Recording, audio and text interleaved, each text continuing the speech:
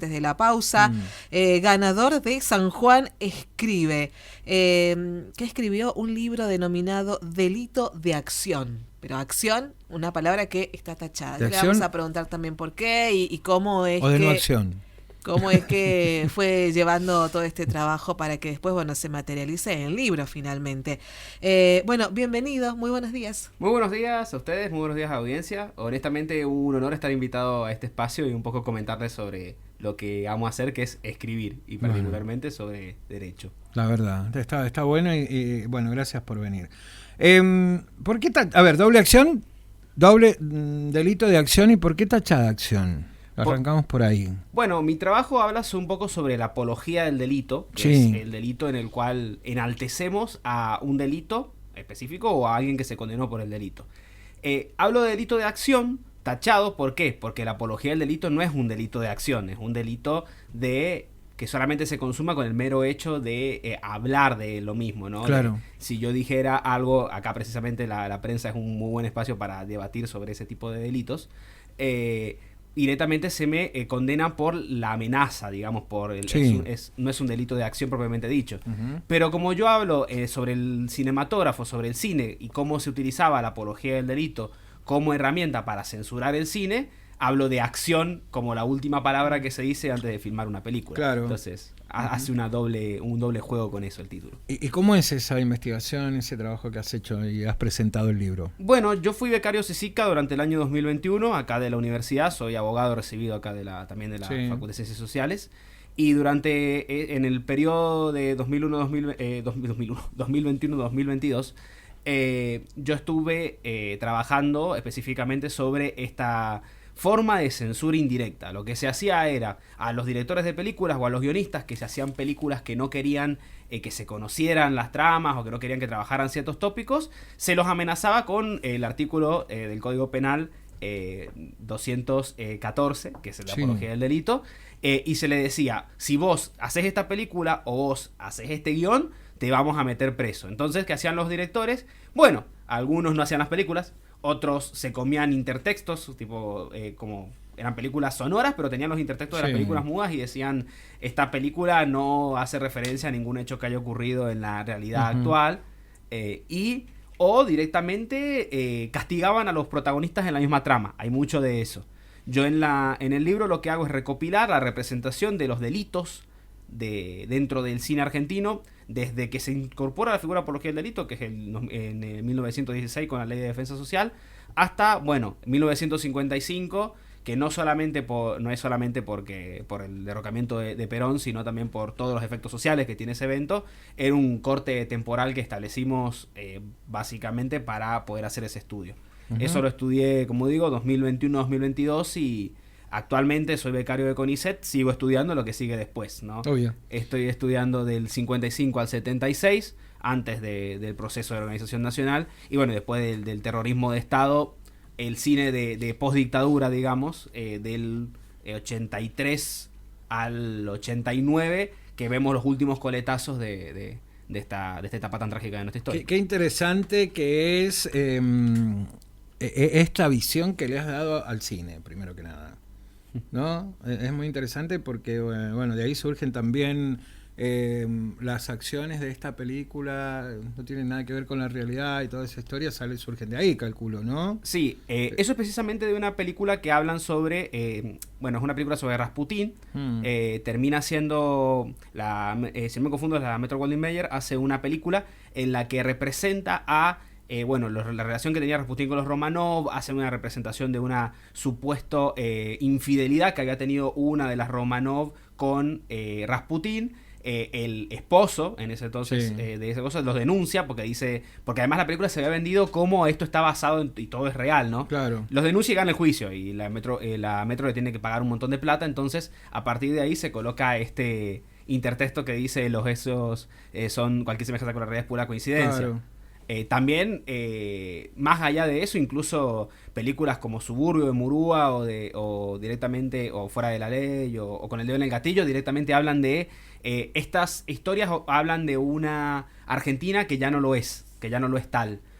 Carne de Boy Sarli dice directamente: esta historia no está basada en ninguna historia real, pero hace reminiscencia de historias del pasado. O sea, todos hablan de esto, de cosas que pasaron, pero no están pasando ahora. Claro. No vayan a enojarse. Claro. Y directamente películas que no las dijeron hacer.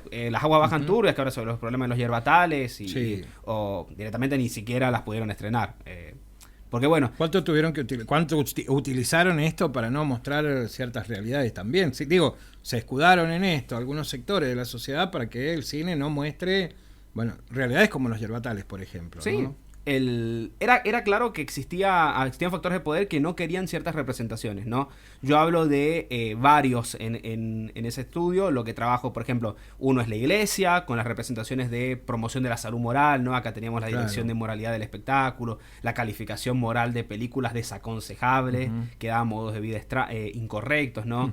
Que iba de todo, yo hablo desde que se prohíbe representaciones de adulterio a representaciones de arrabalescas. El tango lo odiaban, por ejemplo, porque decían que era malandrería.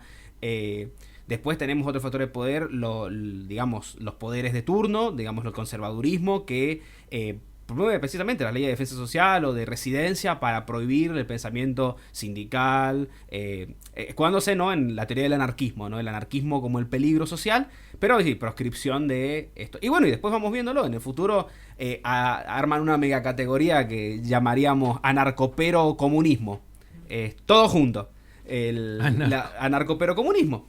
Perseguían las ideas de base peronistas con argumentos antimarxistas, como se perseguían a los anarquistas, y se mezclaba todo junto y todo era digno de persecución. Entonces sí, vemos también esto, y además se reciclan los argumentos.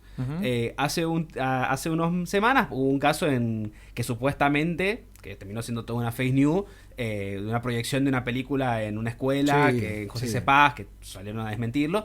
Los argumentos que se presentan para proscribir cintas hoy en retorno a este tipo de argumentos de persecución de salud moral no son muy distintos a los argumentos que yo hablo ahí claro, de principio del siglo pasado. Sí, totalmente. ¿Por qué hiciste esto? Contame, porque me llama mucho la atención también.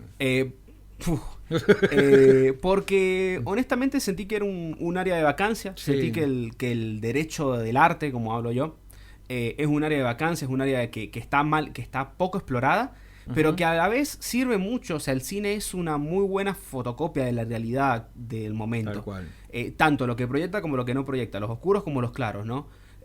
Cuando una película se establece un barrio popular, ¿no?, y lo muestra como algo que no está ocurriendo, como es Suburbio, o cuando una película dice no está ocurriendo en este momento, o una película se mete en deshonra, se mete a una cárcel y muestra cómo se torturaba a los presos, y después llega una nueva celadora con Fanny Navarro en representación casi de una Eva póstuma a hablar sobre cómo se cambian los paradigmas de las cárceles. Estaba diciendo un poco sobre la realidad y sobre los debates que se establecían. Para mí me parecía que era valioso.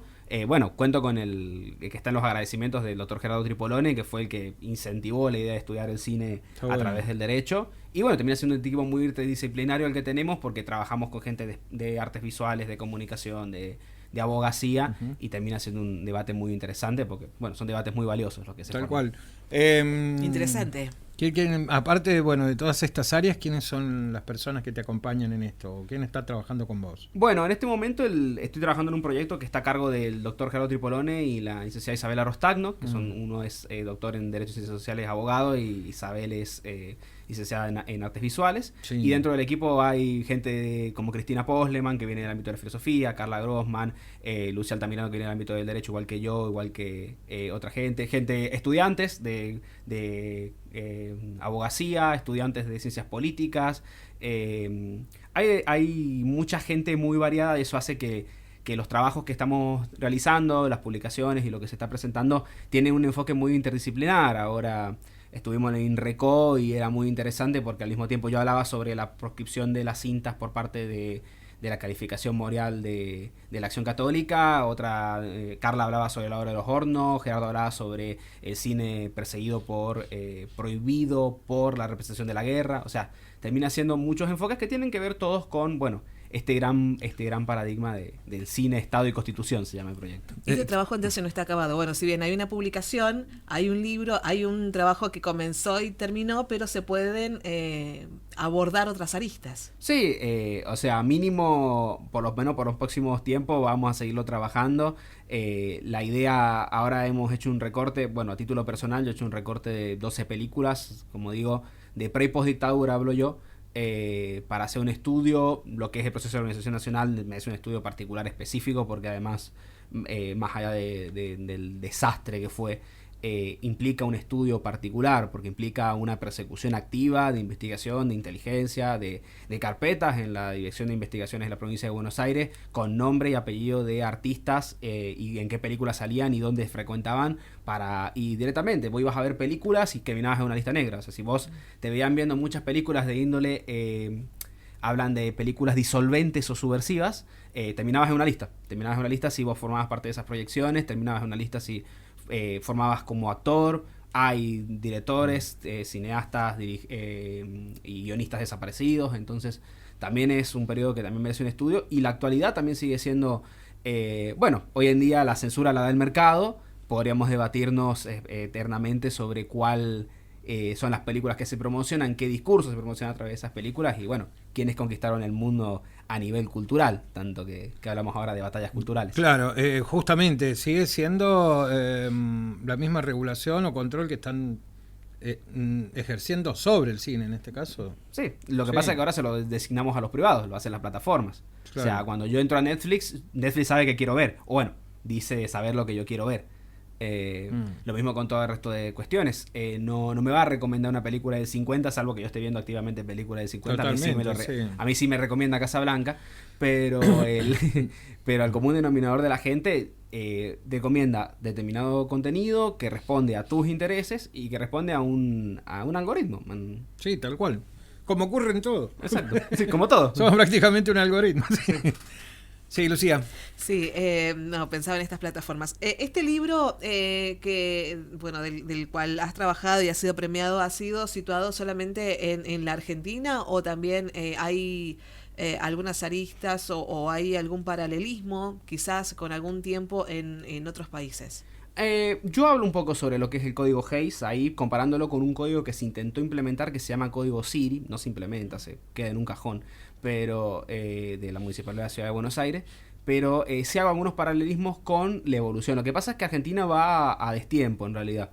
Para cuando está el pronunciamiento de Mutual Film Corp, que es cuando dicen que el cine es un espectáculo circense y por ende puede limitarse, no entra dentro de la libertad de expresión. Nosotros recién está llegando el cine, es 1915, Amalia se estrenó en el 14, que es la primera película argentina.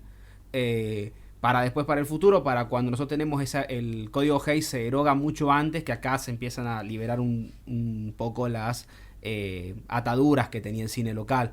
Entonces es bueno trazar paralelismos.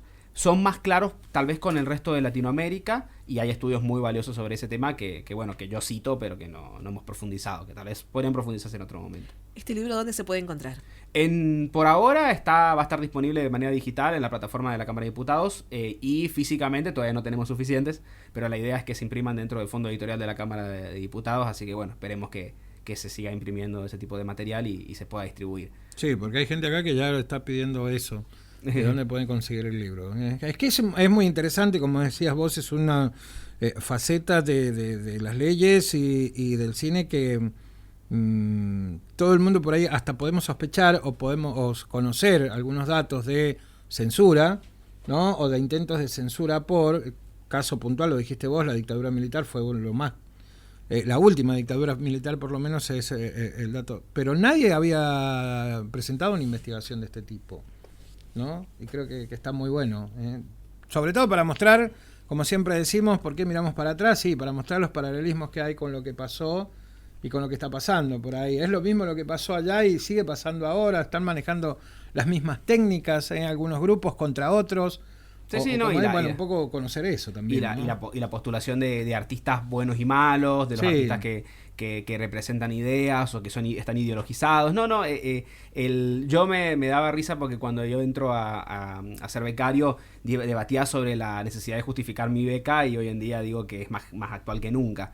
los argumentos que se presentan en ese entonces siguen siendo igual de válidos y me parece importante rescatarlos. Totalmente. Si les interesa leer un poco más, igual hay bastantes ya trabajos publicados míos anteriores. Está todo en mi espacio que se llama Abogado del Art.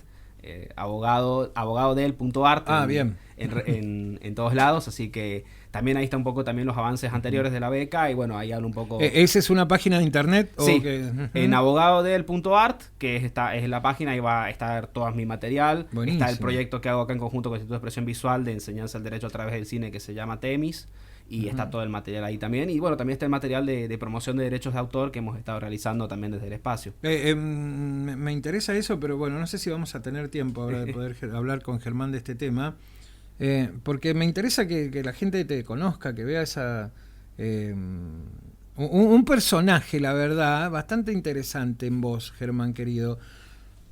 Has logrado mezclar el arte y las leyes, algo que parece que estuviera, no sé, uno en San Juan y el otro en Ushuaia, más o menos, y vos los traés a los dos de la mano, y es una fusión muy interesante eso.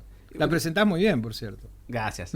La idea de Abogado del Art siempre fue igual eso, apuntarle Sí. a un nicho. Yo soy autor de ficción, además de todo, y soy autor antes que nada. Entonces, bueno, así, firme. Sí, soy autor antes que abogado y activista antes que también abogado, yo digo, siempre lo digo. Ajá. Y la verdad es que la autoría en un ambiente que yo sentía que faltaba conocimiento de derecho. Hay muchos autores increíbles de la provincia de San Juan que han fallecido, no se pueden republicar sus obras porque sus derechos están perdidos a la línea sucesoria. Muchos autores increíbles que hacen música muy buena y vienen de Buenos Aires, ponen así el teléfono en un bar y se llevan los samples para grabarlos ellos en Buenos Aires y se roban la música. Entonces, bueno, eso es lo más cotidiano, ¿no? Por ahí los reclamos más cotidianos de que graban acá, se llevan la música y el autor quedó sin nada. Exacto. Entonces, bueno, Abogado del Art lo que se proponía y lo que se propone activamente es, bueno, ser un espacio de divulgación del área educativa. También maridar estos proyectos. Yo me parecía, lo de Temis arranca en pandemia porque había que explicar a los chicos, no querían estar en una clase magistral con un pibe que tenía su edad dándoles clase. Entonces fue como, bueno, creemos contenido audiovisual que explique el derecho, que les sirva, que les queden algunos conceptos que siempre generan dudas porque apuntamos a los temas que siempre los bochan básicamente, que les cuestan en los finales o que se explican mal tal vez, pero sea el motivo por el que También, sea les cuesta y apuntar esos temas neurálgicos y bueno, la idea con Abogado del Arte era hacer eso y por suerte está viendo desde la universidad había un aval bastante grande desde los espacios de las materias, así que la idea es continuar y la idea es seguir con este tipo de actividades. Me encanta, felicitaciones a vos, a todos los que trabajan en este proyecto, en este trabajo de investigación. La verdad que, vuelvo a reiterar, me parece muy, muy interesante y hay mucha gente que también le parece interesante, como dicen algunos, hay esta fusión entre arte y leyes que muchos conocemos, casos puntuales, pero está bueno conocer, ¿no?, los periodos históricos de cómo se ha manejado el cine y cómo se ha tratado de controlar el cine, en realidad, por los empresarios o por los mismos gobiernos en muchos de los casos, ¿no? Sí, Uno u otro generan o ejercen poder sobre lo que quieren. Sí, los factores de poder además son muchos, variados y de una transparencia bastante dudosa a veces, ¿no? Actúan desde las sombras, tal vez promoviendo, dando créditos a películas, financiando otras, financiando discursos. También eso implica una necesidad de un discurso, o sea, de un debate más general que también desde el área de la comunicación, desde el área de las otras ciencias siempre se pueden hacer aportes, así que bueno. Tal cual. Sí, queda por ahí pendiente un tema que me preguntan acá, durísimo, pero ¿cómo era el cine o cómo eran los manejos? ¿O hay alguna información que manejes del tema de cuál era el manejo que tenía, por ejemplo, en la etapa del nazismo con el cine, que es otro tema interesante? El nazismo son los primeros, digamos, el fascismo son los primeros en darse cuenta de que el cine era una herramienta de propaganda.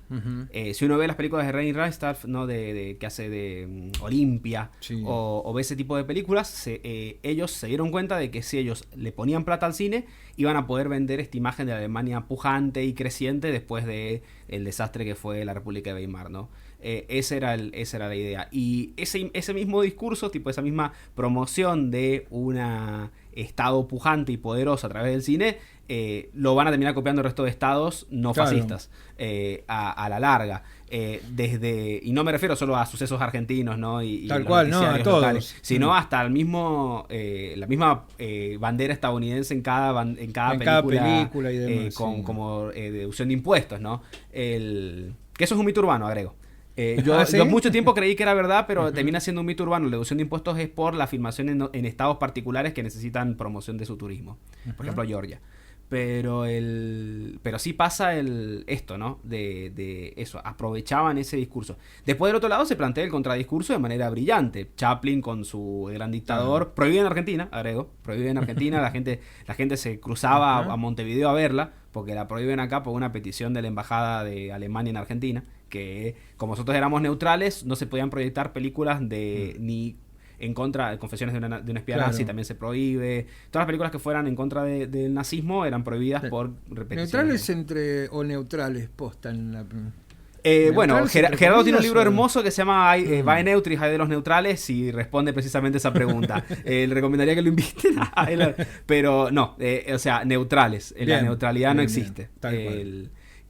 Pero sí, eran inteligentes en eso. Después la maquinaria discursiva se les va a poner en contra, obviamente. Roma Ciudad Abierta y las producciones de posguerra hablan un poco sobre el terror.